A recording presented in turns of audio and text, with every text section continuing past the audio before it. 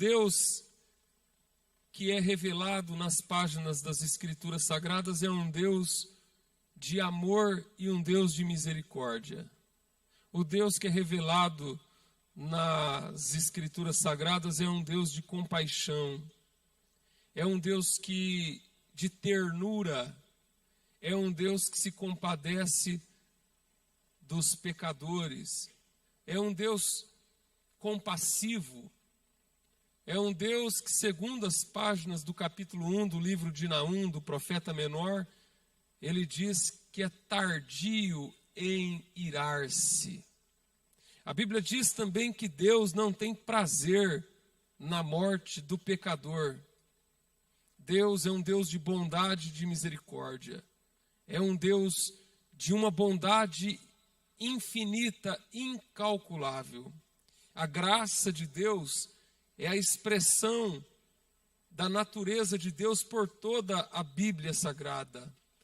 Um dos distintivos da revelação do Deus do cristianismo é o que se traduz pela palavra graça, favor e merecido. Louvado seja o nome do Senhor. Muito embora Deus é um Deus gracioso e misericordioso e se revela paulatinamente nas Escrituras e progressivamente cada vez mais nós vamos conhecendo o amor de Deus, alguém pode ficar ofendido, alguém pode ficar escandalizado, alguém pode se sentir de alguma forma constrangido ou incomodado com o texto que está colocado diante de nós. Alguém pode dizer, pelo ponto de vista humano, para que tudo isso? Por que Deus agiu de maneira tão veemente? Por que neste caso Deus foi tão duro? Por que Deus foi tão implacável? Foi tão duro, implacável? Por que Deus usou de máximo rigor aqui no texto em tela? Por que Deus agiu desta maneira? Às vezes, diante de certas circunstâncias, nós ficamos também perplexos, assustados, arredio, meu Deus, por que tudo isso? Precisava agir dessa maneira? Para que tudo isso? Muitas pessoas podem ficar até incomodado com o rigor. Alguém pode falar assim, olha, há também muito corrente no nosso meio, pessoas que comparam o Deus do Antigo Testamento com o Deus do Novo. Tem pessoas que falam, Deus do Antigo Testamento era rigoroso demais. No Antigo Testamento a coisa era feroz. Era Deus, associa Deus com os raios e trovoadas, aquele temor, o Deus distante. E no Novo Testamento a gente tem a ideia da revelação de um Deus de pura bondade. Então as pessoas criam falsas ideias e falsos conceitos acerca de quem de fato Deus é. E aqui esse texto nos chacoalha, esse texto nos intima, ele nos inquieta. Por quê? Porque aqui nós nos deparamos com uma realidade. Aqui nós nos deparamos com uma realidade de extrema seriedade quando se tange acerca das coisas de Deus. Aqui nós estamos diante de um texto que nos mostra um lado muito sério e que todos nós precisamos nos acautelar. Esse texto que nós lemos aqui é um texto muito conhecido da igreja, muito conhecido do povo de Deus, muito conhecido. É uma história muito simples, muito objetiva. Mas aqui eu quero mostrar para vocês, quando eu estava lendo o texto, às vezes, à primeira vista, a gente acha que Deus foi rigoroso demais. O que em muitos casos parece até que Deus passou batido, não fez nada e agora aqui está querendo cobrar demais nessa situação.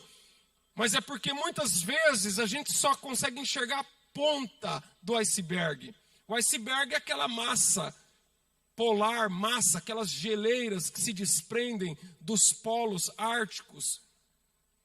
das calotas polares do planeta e flutuam pelo oceano afora, pelos oceanos afora. Quando você observa um iceberg, você vai reparar que apenas a parte que está acima da linha d'água é 10% do seu total. 90% está submerso. 90% você não consegue enxergar. Esse foi um dos motivos pelo qual aquela famosa embarcação inglesa chamada Titanic afundou, porque ele abalroou num iceberg gigantesco e não deu tempo de fazer as manobras. O capitão não conseguiu fazer em tempo as manobras e deu de frente com o iceberg. Por quê? Porque a parte que lhe era visível compreendia apenas 10%. Os 90% estava submerso.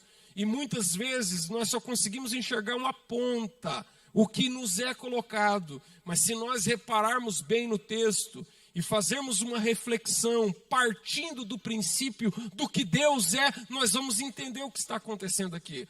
Primeiro, precisa entender que Deus é bom. Não pode sobrar nenhum resquício de dúvida acerca da bondade e da misericórdia de Deus. Deus é bom, mas também Deus é justo. E Deus age com justiça, porque Deus é bom e age com justiça. E nós precisamos entender como que nós podemos agir com temor diante de Deus. Louvado seja o nome do Senhor. A igreja de Deus nasce no capítulo 2 de Atos com a descida do Espírito Santo.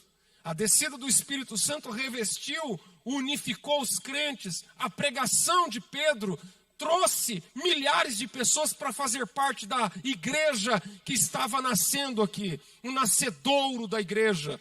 Então, os primeiros capítulos falam dessa igreja, da comunhão que pairava sobre a igreja. Olha só o texto que tem no finalzinho do capítulo 4, aqui do livro de Atos dos Apóstolos. E era o coração e a alma da multidão dos que criam, e ninguém dizia que coisa alguma do que possuía era sua própria, mas todas as coisas lhes eram comuns.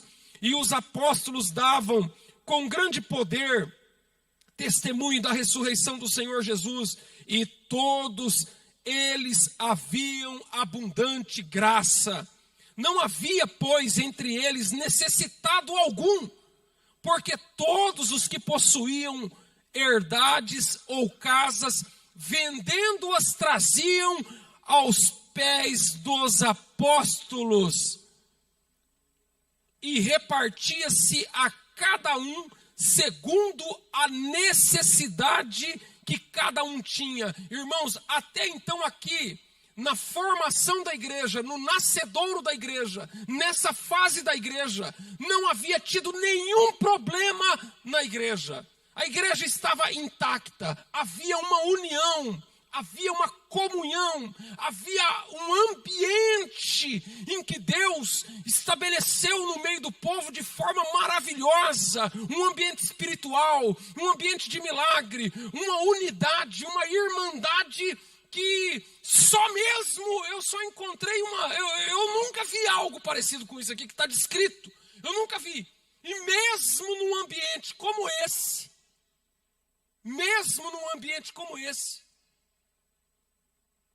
olha só, porque muitas pessoas ficam vendo defeito demais na igreja.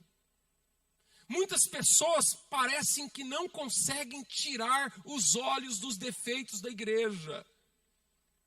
E muitas delas, enganosamente, se reportam à igreja de Atos como se a igreja de Atos não tivesse problema. Se reporta à igreja de Atos como se a igreja de Atos fosse uma igreja em que todos cuidavam de todos, em que não tinha problema, e que ali não tinha briga, e que ali não tinha inveja. E isso não é verdade. Logo no começo, mesmo nesse ambiente de plena comunhão, mesmo nesse ambiente muito singular, muito especial, muito marcado pela presença do Espírito Santo, tem uma comunhão maravilhosa, em que todo mundo Perdeu o senso de falar, não, meu carro não é mais meu carro, minha casa não é mais minha casa é dos irmãos, tudo é de todo mundo. E todo mundo vivia não mais para si, vivia para todo mundo, uma coisa maravilhosa. Mas mesmo num ambiente desse, aconteceu o problema que começa aqui no capítulo 5. Então, não existe nenhuma igreja que está livre de ter problema. Não existe nenhuma igreja que está imune a qualquer investida do diabo contra ela. Mesmo esse ambiente, você não pode ter uma fé pueril, uma fé que seja ingênua a ponto, ou uma fé infantilizada a ponto de imaginar, olha onde já se viu na igreja acontecer alguma coisa desse tipo. Claro que acontece, irmão. Claro que acontece. Porque nós estamos na terra. Porque nós estamos nesse mundo. Porque nós estamos sujeitos. Porque mesmo nós fazendo parte de uma boa igreja, de uma igreja balizada, de uma igreja séria, de um ministério correto e reto, igual nós temos presenciado no dia a dia, nenhum de nós aqui e a igreja de Deus não está livre de problema. E é o primeiro ponto que eu preciso chamar a atenção de vocês, porque a Bíblia diz, era a alma e o coração da multidão uma só. Todo mundo vivia por todo mundo. E alguém podia falar, não, nessa igreja o diabo não entra. Nessa situação o diabo não entra. E está aqui. Aí começa. Aí o que acontece? A Bíblia termina o capítulo 4 aqui no 36 e 37.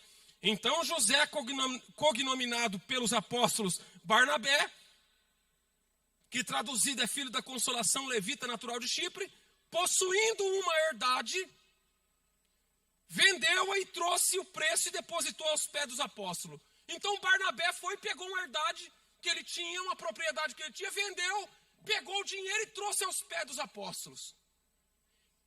E quando Barnabé tomou uma atitude de abnegação,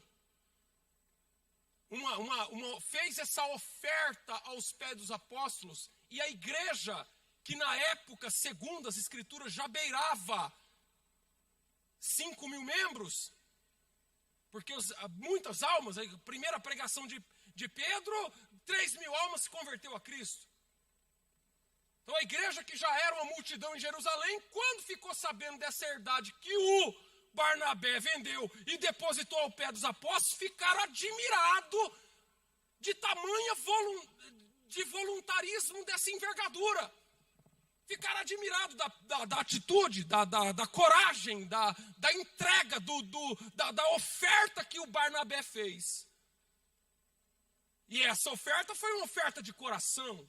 Essa oferta foi uma oferta que chamou a atenção de todos. Mas no capítulo 5, versículo 1, diz assim, mas Ananias e Safira, que era sua mulher, vendeu a propriedade também. Barnabé, agora o nome de Barnabé, rapaz, você viu a oferta que Barnabé fez? Você viu a herdade que ele vendeu? Rapaz, ele deu uma oferta e não foi pouco não, todo mundo ficou admirado de ver a generosidade, aquela generosidade do Barnabé. Aí entra o Ananias e Safira. Irmãos, você percebe que existe uma espécie de movimento cíclico na Escritura? Porque lá no começo da obra de Deus em Gênesis, nós também temos ali, próximo, lá no capítulo 4, duas ofertas que são entregues a Deus. Uma é aceita e outra não. Uma é oferta feita por Abel e outra por Caim. E aqui no começo também, parece que Satanás usa as mesmas estratégias e é aí que nós podemos aprender a nos livrar do laço do diabo. Porque aqui nas escrituras o que acontece? O Barnabé ofereceu a oferta dele aos pés dos apóstolos e Ananias e Safira também ofereceram a oferta. Foi lá e vendeu a herdade. Mas a Bíblia diz que eles reteram uma parte do valor da herdade para eles. E pegou a parte que era para entregar aos apóstolos. E o Ananias falou: Safira, é o seguinte, é muito dinheiro aqui para a gente entregar aos apóstolos. Mas a gente também não pode ficar mal na fita, né? A gente também não pode ficar ruim na fotografia lá com os apóstolos. Então vamos combinar o negócio? Vamos combinar, vamos fazer vamos combinar. Vamos falar para eles que nós vendemos, portanto, e estamos entregando o valor total. Aí eles combinaram. Não parece assim uma mentirinha branca? Não parece assim uma coisa corriqueira? Vamos combinar de contar, vamos combinar uma história, vamos criar aqui uma história entre nós. Aí a gente vai lá no apóstolo Pedro, no pastor da igreja, e vamos lá dizer para ele que, na verdade, que nós vendemos, suponhamos que a venda foi 15, pegaram 15 na venda da herdade. Aí eles falaram, aí falou assim, não, mas 15, vai dar 15. Ficaram pensando, olhando, porque ficaram ali matutando, foi deitar na cama, ficou pensando, mas 15 é muito, hein? Mas a gente já falou que quando vender ia dar, agora tem que dar. Mas é muito. Aí os dois conversando lá no meio da madrugada, acorda de manhã, e aí, vai dar tudo mesmo? Bem que se a gente pegasse 5 para nós e desse 10, ia ser uma benção. Mas a gente falou que ia vender a herdade e ia dar tudo para os apóstolos. Mas ninguém precisa ficar sabendo também que a gente vendeu por 15. E se a gente falar que a gente vendeu por 10 e a gente vai lá e dá os 10 para os apóstolos? Aí beleza. Aí a gente fica com 5 que a gente dá para a gente poder melhorar aqui, colocar um piso novo na nossa varanda, dá para a gente trocar comprar um carrinho um pouco mais novo, dá para a gente ajudar um filho nosso que está numa situação. E aí os dois conversando ali, uma coisa. Só que na verdade eles queriam transparecer perante as autoridades ali da igreja de Jerusalém e a irmandade da igreja algo que eles não eram. Algo que eles não eram. Eles queriam transparecer a imagem de algo que eles não eram. E aí eles combinaram. Chegaram lá e falaram, chegaram lá com os valores lá, tá aqui, ó, e entregaram aos pés dos apóstolos.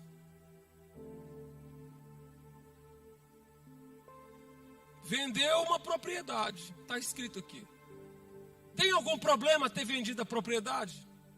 Em algum lugar na Bíblia, ó, eu quero que você entenda. Eu quero que você entenda aqui comigo em nome de Jesus. Em algum lugar aqui nas páginas de Atos, estava dizendo que o povo era obrigado a vender as suas propriedades para dar para os apóstolos? Não. Em algum lugar estava dizendo que era obrigado e se vendesse tinha que dar tudo para a igreja? Não. Não era obrigado a fazer isso. Mas eles queriam impactar. Eles queriam aparecer. Eles queriam aparecer na mesma proporção que o Barnabé apareceu. Eles quiseram ter os louros de Barnabé, sem contudo pagar o preço que Barnabé pagou. Porque Barnabé entregou o preço. Barnabé. E na referência aqui do capítulo 4, que termina falando da oferenda, da oferta, da entrega de Barnabé, legitimando a entrega do Barnabé. Mas eles queriam obter o aplauso, o reconhecimento, a quiescência dos apóstolos, do mesmo modo que Barnabé conseguiu, sem contudo fazer o que Barnabé fez. Então eles criaram uma história, então eles criaram um artifício, então eles fizeram um marketing, então eles fizeram uma embalagem, empacotaram numa embalagem que não correspondia com o que era. Louvado seja Deus. E reteve por preço, sabendo também sua mulher, e levando uma parte, depositou aos pés dos apóstolos. Interessante que o versículo 1, o versículo 2 e o versículo 3, eles contam a história para nós. Eles falam, ó, Ananias e Safira vendeu a herdade, pegou uma parte e a outra parte entregou aos apóstolos. Pronto, beleza, tem algum problema até aqui? Não. Por quê? Porque o que é teu e o que é de Deus, irmão. Cada um sabe o que vai fazer. A questão aqui, não tem problema nenhum, está tudo certo até aqui. Está tudo certo. Mas aí, em cima disso, eles quiseram criar um artifício para, através da igreja, criar uma autopromoção, para que através dessa autopromoção eles fossem aplaudidos pelas pessoas. E o nome disso chama-se hipocrisia. Hipocrisia é uma palavra muito comum no primeiro século, no mundo greco-romano, porque a hipocrisia fazia parte do mundo das peças teatrais, em que os atores das peças de teatro encenavam uma vida, encenavam um papel que eles não eram. E nas peças teatrais dessa época, em que a palavra hipocrisia, Hipócrates, era muito utilizada, nesta época, as peças teatrais eram feitas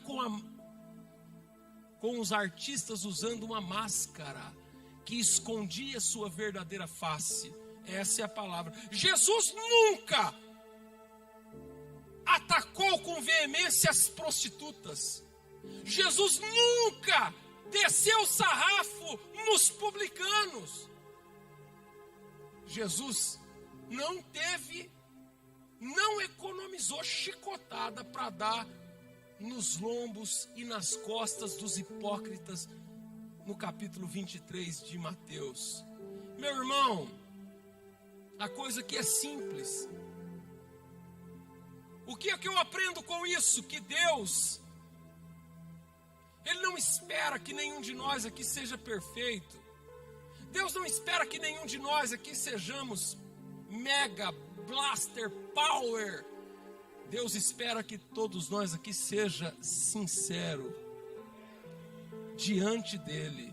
Por isso que a Bíblia diz: mas todos nós com a cara descoberta, refletindo como espelho a glória do Senhor. Não tem como nós refletir a glória do Senhor usando uma máscara.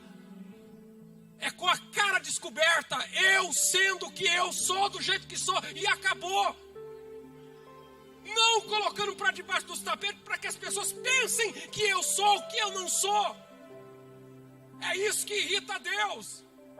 É isso que desperta a ira de Deus. É isso que tem matado muita gente nas igrejas.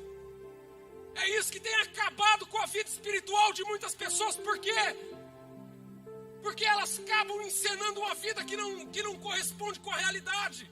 Acabam transparecendo e encenando algo que não é. Cantam o que não vive. Pregam o que não vive. Cobram das pessoas uma santidade que não tem. E eu preciso ter temor de Deus. Eu preciso ter temor e reverência a Deus. Porque eles criaram um artifício. Interessante que quando Pedro fala com Ananias, em primeira mão, a Bíblia não fala como foi que Pedro ficou sabendo da trama. A Bíblia não fala como foi que Pedro descobriu esse enredo que foi criado por Ananias e Safira. A Bíblia não fala como foi que ele descobriu. A Bíblia simplesmente já parte da ideia de que ele está sabendo que eles estão fazendo uma tramóia. E aí eu entendo uma coisa, meu irmão. Não tem nada que seja feito às escondidas. Não tem nada. Irmãos, não adianta, você não vai conseguir enganar. Eu não vou conseguir enganar. Não adianta nós querer fingir uma realidade que não existe, porque ela virá à tona. Eu não sei como que ele descobriu, mas eu só sei que ele descobriu. E que a verdade vem à tona. Olha só, estava tudo muito bom. O Espírito Santo desceu no capítulo 2, no capítulo 3 tem um milagre, no capítulo 4 eles passam por uma perseguição e Deus dá uma vitória, um livramento maravilhoso. As coisas estão indo de vento em popa, e de repente acontece esse fato do Ananias e Safira, e de repente vem à tona instala essa crise, e está aqui, ó. Ele fala, guardando-a para ti, guardando-a não ficaria para ti?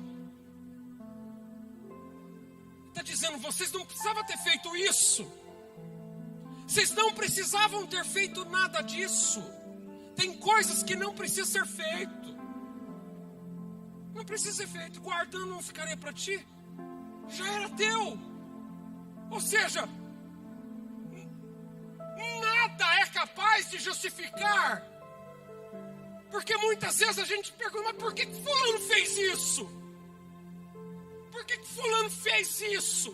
Por que fulano agiu desse jeito? Porque não precisava. Ou seja, o Pedro estava falando, já era de vocês. E vocês, já era de vocês guardando-a. Se você falar, vou vender, vou colocar tudo na poupança e vou ficar com tudo, acabou a conversa, é de vocês. Agora querer usar um artifício para enganar os apóstolos e a igreja, porque formaste este desígnio no teu coração. Irmãos, a Bíblia diz acerca do que se deve guardar. Acima de tudo, nós precisamos aprender a proteger o nosso coração das investidas, das intentonas. Nós não podemos permitir que o nosso coração seja acessível às influências de Satanás. Porque toda derrota, toda destruição, todo pecado, ele tem origem no nosso coração. Nosso coração tem que ser o solo fértil, o terreno fértil para produzir, para germinar, para fertilizar a semente da palavra e das promessas de Deus. Toma cuidado com o teu coração. Toma cuidado com coisas que você cultiva dentro do teu coração. Tome cuidado com coisas que você permite que o inimigo entre no teu coração e comece no teu coração a trabalhar ideias. Louvado seja Deus. Por que formaste este desígnio? Ou seja, não é algo que aconteceu da noite para o dia. Não é algo... Você sabe onde que está o cerne do pecado aqui deles? Não foi algo de sopetão. Não foi algo intempestivo. Não foi algo momentâneo. Porque às vezes, no calor das emoções, a gente erra. Muitas vezes a gente, numa situação de pressão, a gente diz o que não deve. Muitas vezes a gente fala o que não deve, a gente age de maneira precipitada, pressionada, a gente reage às circunstâncias que nos pressionam. E nem sempre essas nossas reações têm a ver com o nosso caráter, têm a ver com a nossa essência. A gente fala, rapaz, eu não devia ter falado isso, eu não devia ter feito isso, eu não devia ter agido assim. Aquilo foi um momento e Deus sabe julgar isso. Aí o Pedro fala, por que formaste este desígnio? Ou seja, foi algo que foi sendo gerado, foi algo que foi sendo alimentado, foi algo que foi sendo cultivado, foi algo que foi nascendo, que foi brotando, que foi ganhando espaço, que foi sendo formado. O desígnio, ou seja, ele teve tempo para largar a mão desse troço. Ele teve tempo para se arrepender. Irmãos, muitas vezes nós nos arrependemos do que a gente faz, do que fizemos. Mas o melhor dos arrependimentos é você se arrepender do que você não fez. Porque o pecado, ele se torna um ato. Mas antes de se concretizar, de se materializar num ato, ele é um plano, ele é um pensamento, ele é algo que nasce lá dentro da cabeça, vem para o coração, toma conta. E enquanto ele está sendo gerado em nossa alma, em nossas emoções, enquanto nós vamos acalentando, nós vamos acomodando, porque olha só, Ananias e Safira receberam, provavelmente fazem parte dos que receberam o Espírito Santo, receberam os dons, viram os milagres, viram o poder, sentiram a glória de Deus, eles tinham a presença de Deus. Louvado seja Deus. O doutor Augusto Cury, nos seus ensinamentos, ele diz que nós precisamos aprender a repudiar o pensamento killer, pensamento de morte. Você precisa aprender a repudiar, identificar o pensamento e repudiar, e recriminar, e rejeitar, porque Satanás muitas vezes vai se avizinhar de você. Muitas vezes o diabo vai se avizinhar de você, vai chegar de mansinho, com algo que aparentemente não vai dar em nada, com algo que aparentemente não vai ter efeito algum. Muitas vezes Satanás vai colocar aquela sementinha, sabe, aquele quesinho dentro de você. E você precisa estar alerta. Por isso que a Bíblia diz para nós vigiar e orar. Tem que vigiar, irmão. Satanás chega e vem com aquela sugestão do inferno. É uma sugestão maligna. Porque na proposta do diabo, no mundo maravilhoso, porque o diabo ele cria um mundo maravilhoso, na ideia dele vai dar tudo certo, na ideia dele não tem como dar errado.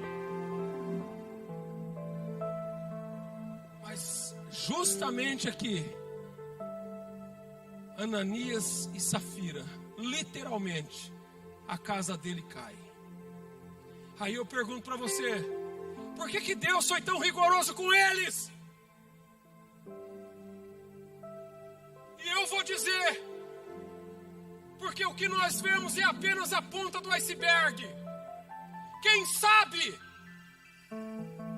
eles já tinham usado desse mecanismo outras vezes. Quem sabe eles não eram contumazes nessa prática do engano, da mentira. E aí mente uma vez e não dá nada. Mente 2 vezes e não dá nada. terceira, tudo beleza. Faz uma vez e não dá nada. Você sabe qual que é o... Diz que a diabetes é uma doença silenciosa, não é? Perigosa porque é silenciosa. Você não tem o diabético quando come açúcar, quando ingere glicose, ele não tem uma reação imediata. Ele fica normal, como se nada tivesse acontecido. Só que isso é um auto-engano. Porque cada vez que ele come, cada vez que ele ingere, e que aquele açúcar, aquela glicose, não é metabolizada pelo pâncreas que injeta insulina na célula para metabolizar a glicose e o açúcar. Cada vez que ele faz isso, aquelas partículas de açúcar que estão circulando pelo seu sistema sanguíneo vão danificando as paredes internas das veias e artérias. Mas no início é imperceptível. E o pecado também tem o mesmo efeito. O pecado também tem o mesmo modus operandi.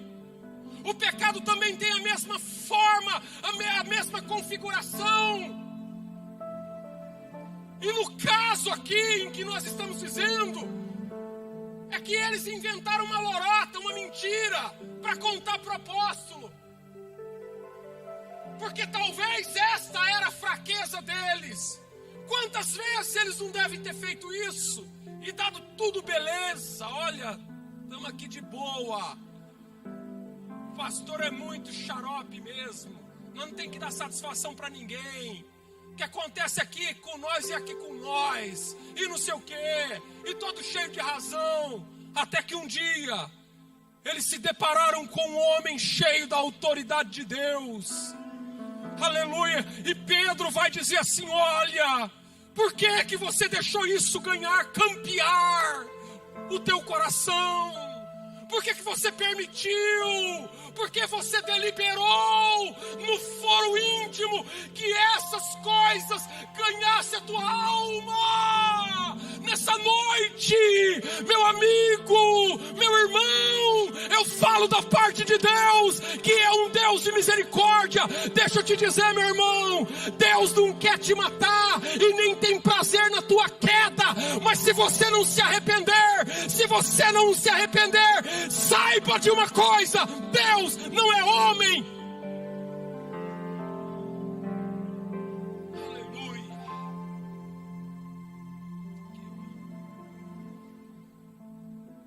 Não mentistes aos homens. Você não mentiu aos homens, porque dá a impressão. Você já viu? Parece que tudo aqui é coisa de homem, né? Eu não sirvo ao homem. Entendeu? Ele acha que tudo isso aqui é. Mas o Pedro fala: não mentistes aos homens. Isso aqui não é coisa humana. Não é coisa de homem, irmão. Coisa de Deus.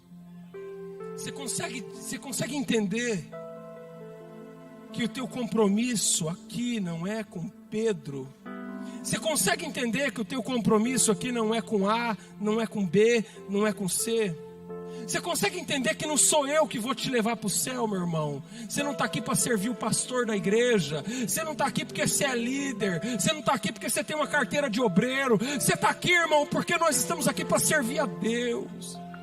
Se o nosso compromisso, se o meu compromisso aqui, irmão, se o meu compromisso, eu não estou aqui porque a igreja me paga salário, eu não estou aqui porque eu não estou aqui porque eu sou pastor da igreja. Se eu não vir aqui de coração para servir o Deus da minha vida, então automaticamente eu vou morrer. Sabe por que tem muita gente morta espiritual na igreja? que ele não serve a Deus, ele serve o cargo que ele tem, ele serve a placa da igreja, ele serve o protocolo religioso, ele é preso a uma liturgia. E nessa noite o Espírito de Deus ele fala: rapaz, acorda para a realidade, acorda para a real. Você não está entendendo que isso está te matando.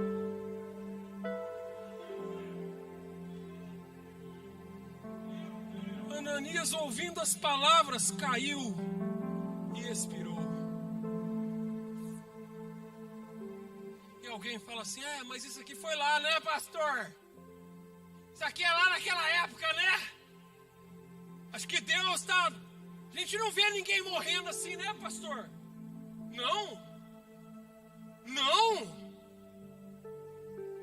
Você quer tentar a sorte? A gente não vê assim, né, pastor?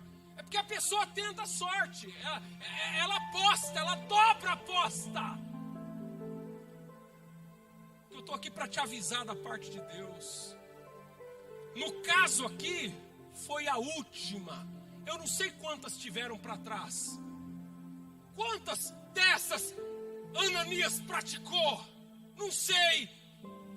Só sei que quando ele fazia e dava certo, não é que dava certo, é que Deus estava esperando ele se arrepender e endireitar de vida, tomar rumo na vida. Só que como Deus viu que não tinha jeito, Deus falou: peraí, essa vai ser a última vez que Ananias vai fazer isso. E foi a última. Aí você fala: não, hoje não acontece mais, né? Porque Deus é tão bom. A gente canta aqueles hinos que o pessoal fala que Ele me ama, me ama, me ama, me ama, e não sei o quê. E hoje em dia tem aquele mimimi, né? Aquele dodóizinho. Ai, meu Deus do céu, fulano de tal, por que aconteceu tal coisa? É porque, irmão, tá aqui, irmão.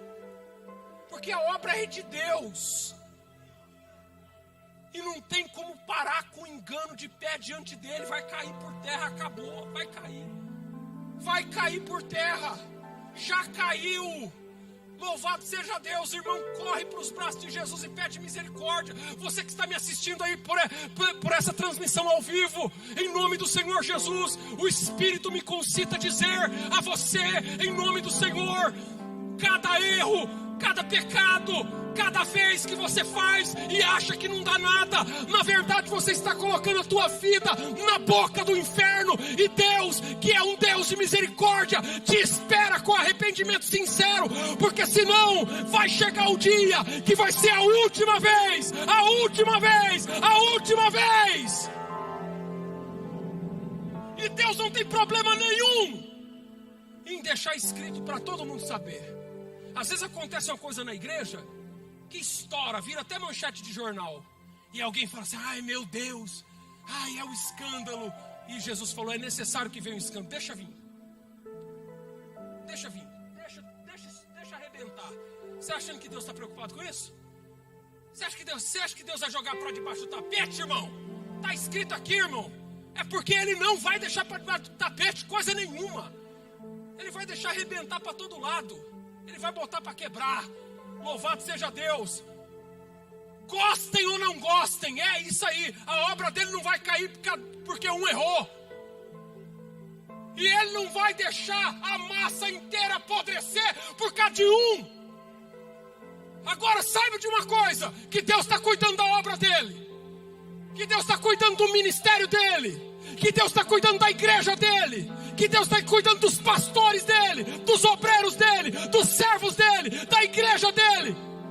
E não tem nada que está fora do controle de Deus.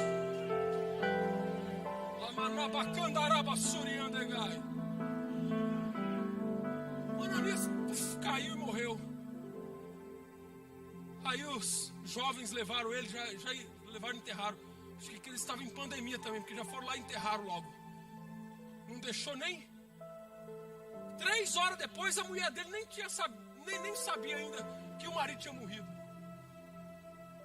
Eu fico pensando: meu Deus do céu, como é que ela não ficou sabendo que o marido dela morreu? Sabe por quê? Porque Deus não deixou ela saber. Deus não deixou ela saber. Porque Deus não queria um arrependimento postiço. Deus não queria um arrependimento de fachada. Deus não queria lágrima de crocodilo no altar dele. Eita glória!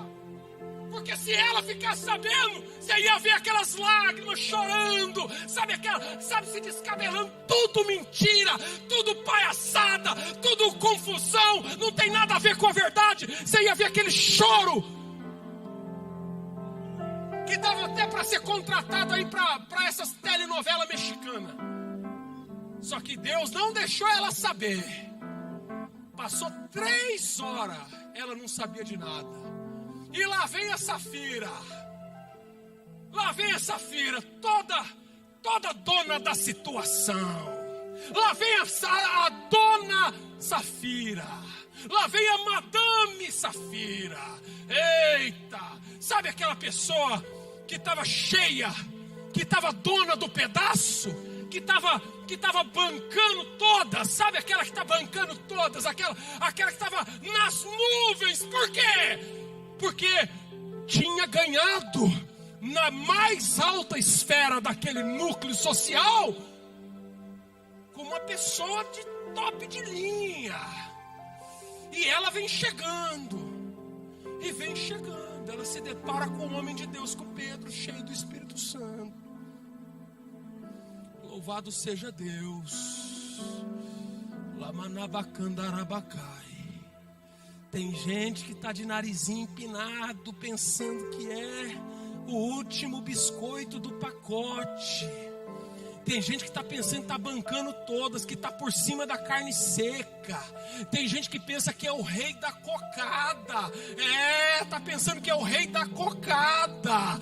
Tem gente que passa pelo irmãozinho porque está abençoado e faz questão de desprezar o irmão. Nessa noite o Espírito de Deus está aqui nesse lugar. E eu vou falar o que Deus me entregou aqui nessa noite para você. Aleluia! Louvado seja Deus. Passando o espaço de quase 3 horas, entrou também sua mulher, não sabendo do que estava acontecendo, e disse-lhe Pedro: dize-me,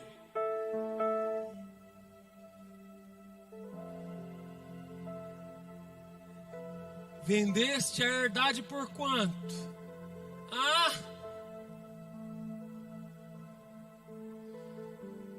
Ela disse: sim.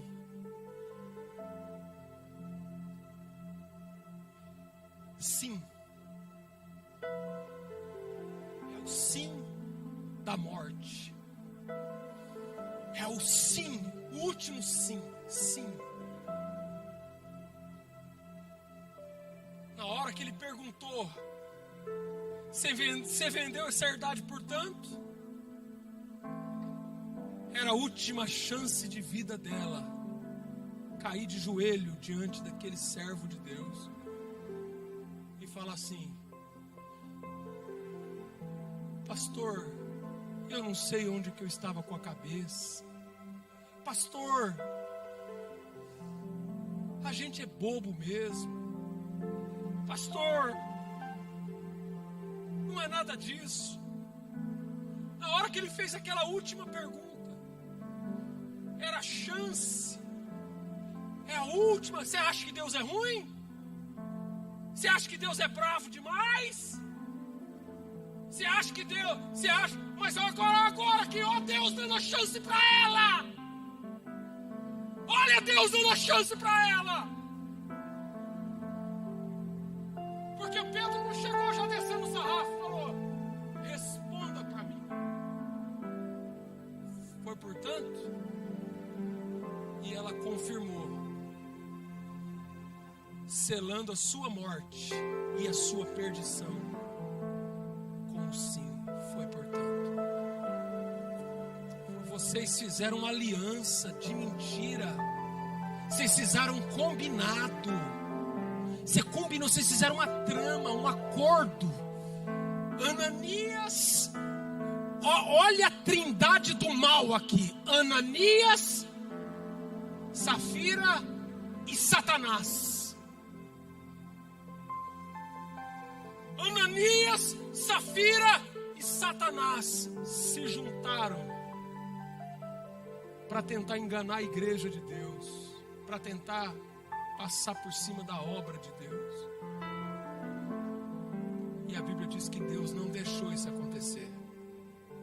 E eu estou aqui para dizer que Deus continua o mesmo. Bom, misericordioso, mas justo e santo na face da terra. E se quiser servir a esse Deus, é do jeito dele e não é do teu não, viu? Deus não se deixa enganar.